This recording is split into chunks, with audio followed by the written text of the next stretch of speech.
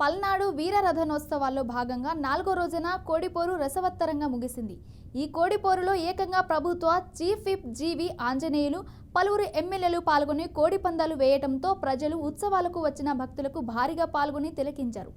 జీవి Anjaneyulu, Macherla MLA Julakanti Brahmareddy, Guntur తూర్పు MLA Naseer, మాజీ MLA Mokkena Mallikarjunarao Brahmanaidu వర్గంగా నిలబడగా, Pedarikapadu MLA Bhasham Praveen, Kudivada MLA Venigandla Ramu, Pramuru MLA వరద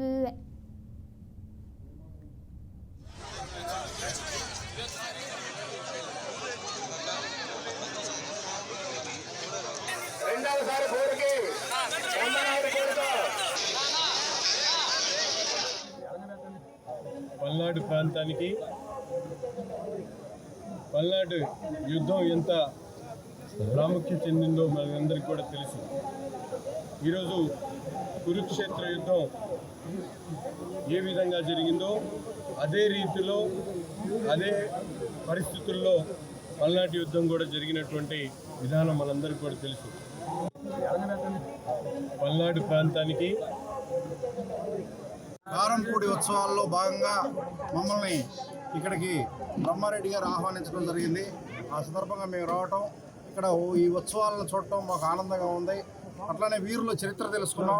ఎప్పుడో చిన్నప్పుడు చదువుకున్నాం బ్రహ్మారెడ్డి గారి చరిత్ర, కన్నమదాస్ చరిత్ర, అట్లా నాయకురాలు నాగమ్మ చరిత్ర చదువుకున్నాం. చిన్నప్పుడు ఎప్పుడో ఎక్స్కర్షన్కి వచ్చినప్పుడు చూసామండి. మళ్ళీ ఇప్పుడు మా బ్రహ్మారెడ్డి గారు పిలిస్తే వచ్చి అన్నీ చూడటం జరిగింది.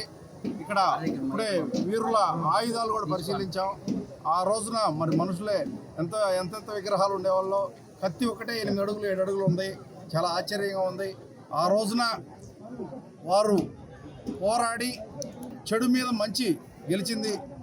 కానీ బ్రహ్మనాయుడు గారు ఇంతమంది శవాల గుట్టల్లో పడి మనం సాధించింది ఏంది అని నైరాశ్యం చెందిన సందర్భం కూడా విన్నాం మనం. అందువల్ల పోరాడచ్చు, కానీ శాంతియుతంగా పోరాడడం అనేది అది మనకి చరిత్ర చెప్తున్నాయి. నీతి నిజాయితీకి పోరాటానికి పౌరుషాల పురిటిగడ్డ.